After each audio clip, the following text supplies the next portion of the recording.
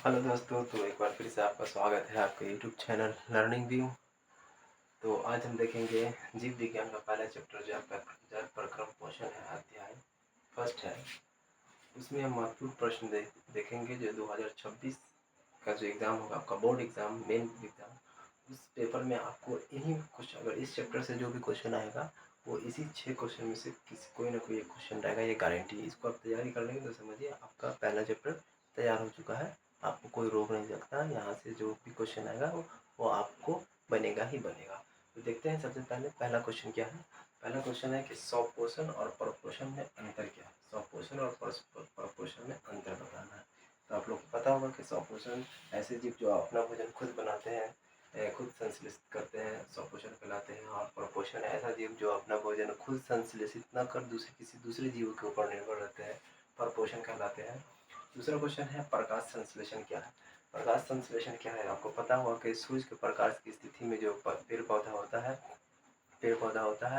जो carbon dioxide का use करके अकार्बनिक को कार्बनिक यौगिक में कन्वर्ट करता है। जैसे कार्बन डाइऑक्साइड से ग्लूकोज का बनना जो होता है वो प्रकाश संश्लेषण कहलाता है। और आपने दो प्रयोग देखा होगा, दो क्रियाकलाप है पहले चैप्टर में। एक है कि प्रकाश संश्लेषण के लिए कार्बन डाइऑक्साइड की जरूरी है, एक क्लोरोफिल वाला। तो ये ज़्यादा इंपॉर्टेंट है, ये पूछने के ज़्यादा चांस है इस बार। ये स्टार मार्क क्वेश्चन, इसको आप तैयार कर लेंगे, 5 नंबर में ये क्वेश्चन आ सकता है। फिर अमीबा अपना भोजन कैसे प्राप्त करते हैं, ये भी इम्पॉर्टेंट है। कूट पाट के द्वारा किस तरह से बनता है। फिर मनुष्य के आहार नाल का चित्र बनाएं और वर्णन करें, ये 5 नंबर में भी क्वेश्चन आ सकता है। और लास्ट क्वेश्चन है कि विखंडन किसे कहते हैं।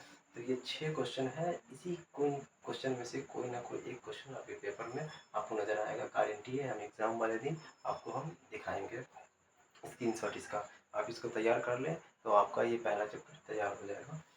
तो अगर आप कहेंगे तो हम इन सब क्वेश्चन का आंसर भी जो डिटेल्स में आपको दे देंगे। ऐसे आपको पता होगा, लेकिन एक बार हम सबको आंसर भी आपको डिटेल में बता देंगे। और इसी तरह से हम पूरे चैप्टर का, जितने भी चैप्टर है जीव विज्ञान में, सबका इसी तरह से एनालिसिस करके आपको दिखाएंगे कि कौन कौन सा इम्पोर्टेंट टॉपिक है, कौन कौन सा इम्पोर्टेंट महत्वपूर्ण क्वेश्चन है जो बार बार रिपीटेशन होते हैं हर 1-2 साल के बाद।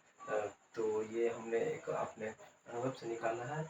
और हर चैप्टर का इसी तरह से करेंगे।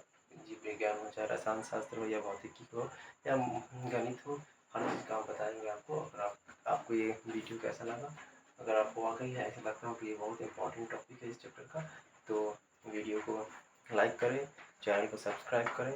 और अगले वीडियो में हम लेके आएंगे, अगले लेक्चर में दूसरे चैप्टर का जो श्वसन है उसका हम एनालिसिस करके आपके सामने रखेंगे। Thank you, good bye.